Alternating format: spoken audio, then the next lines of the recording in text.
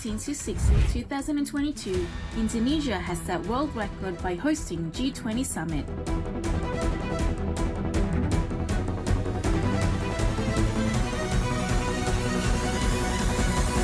World's geopolitical tensions had become obstacle to reach common ground. However, Indonesia remained consistent and tried hard to gain everyone's trust until the EU Bali Declaration.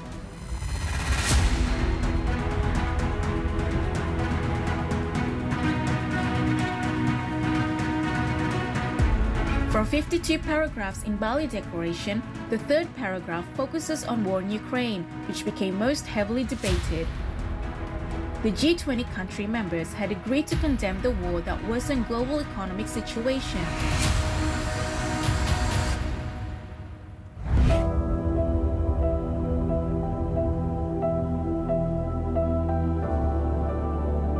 During the G20 summit, the meeting between China President Xi Jinping and US President Joe Biden had become the moment that everyone was waiting for.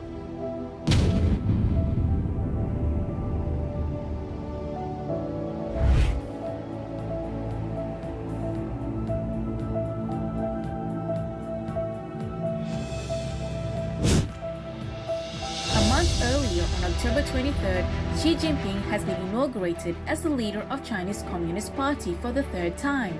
He will also become the third Chinese president.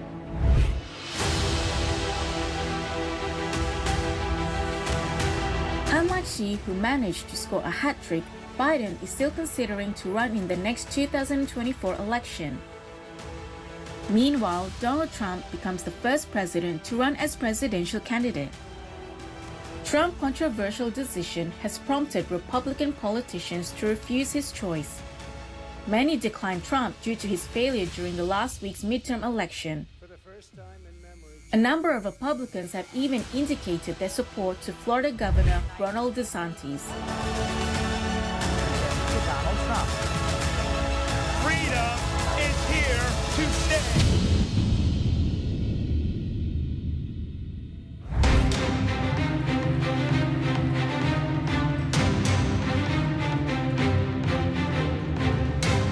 Rishi Sunak became one of the delegations who caught the attention of many during the G20 summit. The Indian millionaire has become the richest prime minister in history. Sunak replaced his colleague in the Conservative Party Liz Truss. Truss had become British prime minister with the shortest term just under 44 days. So thank you for having me back, and I see you've kept my coffee warm. Cheers. Sure, thank you. Perfect on this kind of a cool day today, but the hot news from a month prior was the G20 that we just finished up with. Where does that put us, Indonesia? Because right now a lot of eyes are on this nation more than before on an international stage. Where does that put us geopolitically? So Indonesia could play a more significant role in terms of how to contribute to peace and stability in the world, and also how can we offer a kind of paradigm, a new paradigm for economic development that not only foster economic welfare of developed countries, but also try to assist less developed countries, especially in Africa and also South America. But instead, we got the next best thing. Xi Jinping decided to come to the G20 and met with President Biden. So this was a very interesting and unexpected kind of a meet between the two heads of the countries. Did that and will it continue to ease tensions, or start to at least, between these two nations? So I don't see any kind of significant improvement in terms of economic relation between US and China. So the question is, how can we offer a kind of multilateral forum that can make us return to the principle of free trade, return to the principle of fair trade. Of course, China, Xi Jinping, with the Global Development Initiative, has another proposal how to improve free trade. Biden, with the economic framework of Indo-Pacific, especially the fourth pillar of economic framework of Indo-Pacific, Biden focused on global tax and global corruption. Also already a new idea on fair trade. But main thing is how Indonesia with other countries can offer a kind of forum, multilateral forum, so we can discuss together how this kind of trade war can be avoided in the next 10 years. And if it doesn't, how does the relationship between the two nations, if it continues to deteriorate, affect us here in Indonesia? Yeah, one thing I learned from 2022 is suddenly most major power use a new terminology to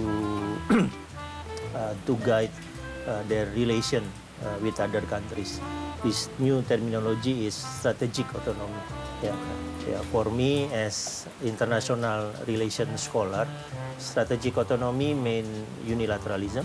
Strategic autonomy means focusing on national interest.